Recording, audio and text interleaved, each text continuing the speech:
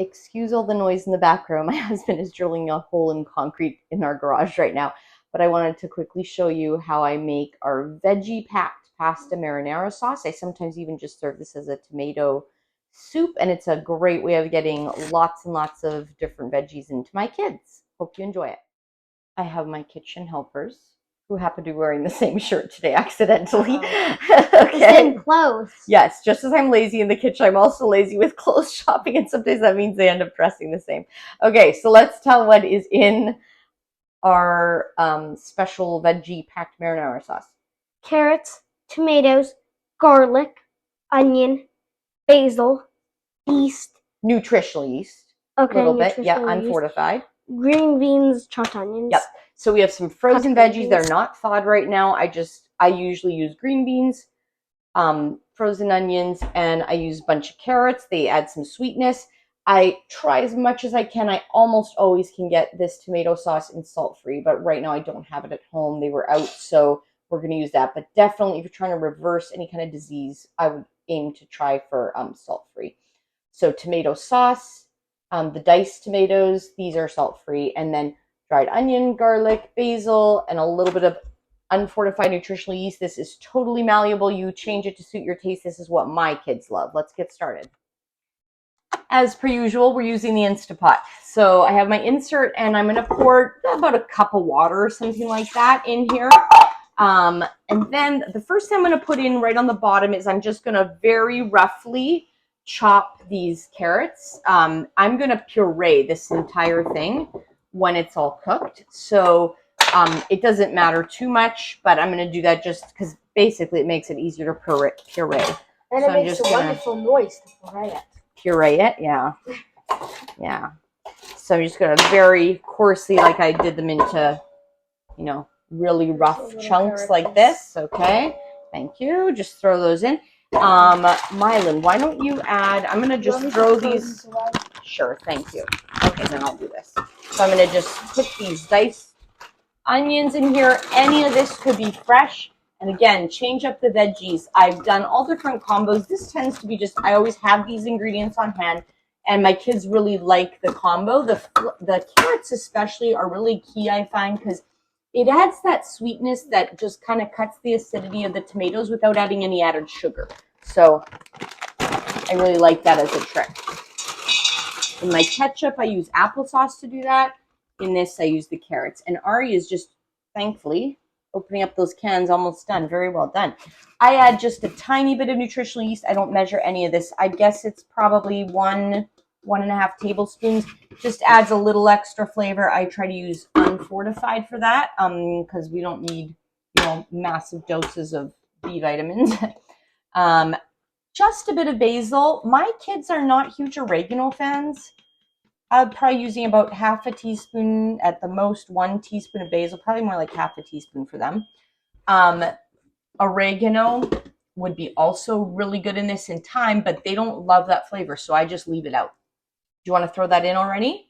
So 1 can of the diced salt-free tomatoes, and then ideally 1 can of the salt-free tomato sauce. I tend to use Walmart brand just because they're really cheap and available here, but you get whatever you want. You can even use fresh tomatoes and try it that way. And then I'm going to use a good amount of dried onion, even though I've also used the fresh. I'm probably using, 2 tablespoons or so. Well what about done. A garbage can? Thank you. Yeah, we should have brought the garbage can over here, huh? And then garlic, probably about a teaspoon or so. So what I'm going to do is I'm going to cook this quite a lot, again, in the Instapot so that it's super easy to puree. I usually put it on for 20 minutes, so let's do that. I can hardly reach it. Yeah, so I've lifted the insert into my Instapot. This is a 6-quart, 1 of 3 I have. So I'm going to just put the lid on, and I make sure that cutout that's how you get it to fit, that it's in that hole there. And then I'm just going to follow the directions, close by turning fully to the right. I make sure this thing is turned towards sealing, not venting, and it doesn't click or anything. You just push in that direction so it comes to pressure. And then Ari here, 7 years old, soon to be 8 years old, 2 more days. He's going to turn on. Can you do 20 minutes, sweetie? Yeah, he hit pressure cook. Yeah, I want to show them. This is about the only button we use unless I'm making yogurt. We leave this completely alone. Pressure cook, and then he moved the up and down until we got to 20 minutes. Now we just leave it. We forget about it. We go about our day finishing whatever else we have to do. And then when it's naturally pressure released, we'll come back, and whenever I have time, I'm going to just open it up, and I'll show you how I puree that to finish it up. Ari, do you want this with normal brown rice noodles, or do you want it with ramen this time? Our millet brown rice ramen. I think ramen. Ramen? Should we do ramen this time? Yeah. Okay.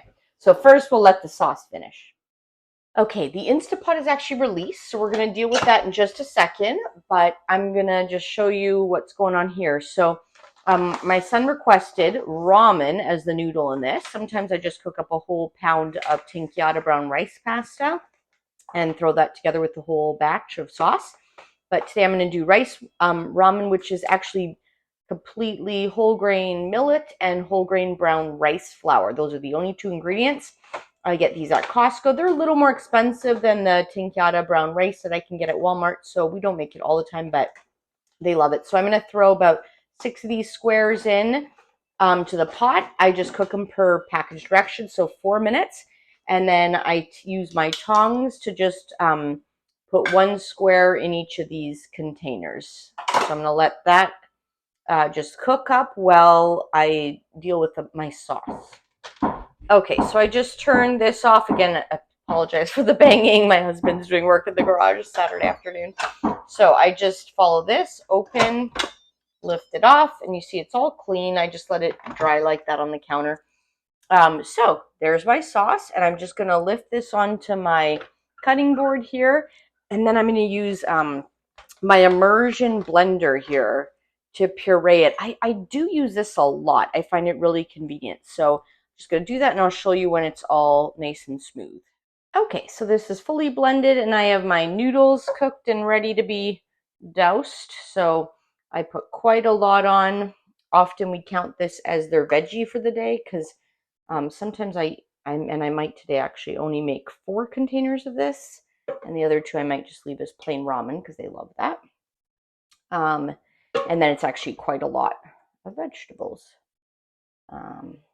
So there we go. And this works really well as leftovers in the fridge, actually. I'll just give this a stir and kind of show you 1 second. So this actually just kind of soaks up some of the sauce, and they really enjoy it. Sort of like a noodly tomato soup. So they'll usually eat 1 whole container of this in a day, each of them, and then that'll serve for 2 days worth of veggies for them, which works really great, and they love it. To them, it's a special treat, and I love that they're getting several different vegetables in one shot. So I hope you found that helpful. Please consider liking and subscribing if you'd like to see more videos of how we like to keep it simple.